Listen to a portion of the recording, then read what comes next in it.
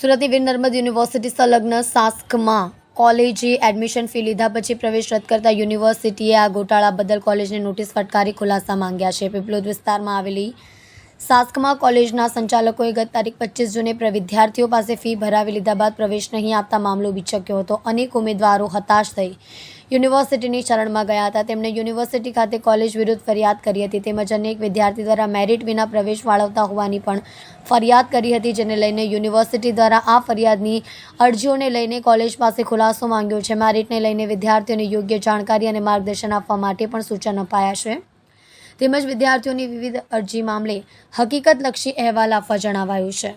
જી sir, શાસમાં college વિરુદ્ધ કઈ કાર્યવાહી કરવામાં આવી છે, શાને લઈને આવી છે?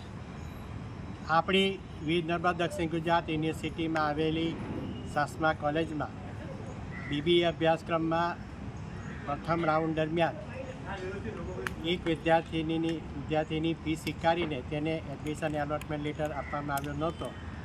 આ સંદર્ભની ગઈકાલે માહિતી મળતા જ તેમની પાસેથી ખુલાસો માગવામાં આવ્યો છે અને બીજો રાઉન્ડ જે શરૂ થઈ રહ્યો છે તેની અંદર આ સદર વિદ્યાર્થીને પ્રવેશ ફરજિયાત ફાળવવાનો આદેશ પણ કરવામાં આવ્યો છે અને યુનિવર્સિટીની પ્રાથમિકતા રહેશે કે આવા વિદ્યાર્થીઓને જેને એડમિશન એલોટમેન્ટ લેટર છે તે પૈકી કોઈ પણ એક કોલેજની અંદર તેમને પ્રવેશ ફાળવવામાં આવશે અને તેઓના ખુલાસાને અમારી ગ્રીવન્સ સેલના આધારે આગળની કાર્યવાહી કરવામાં આવશે।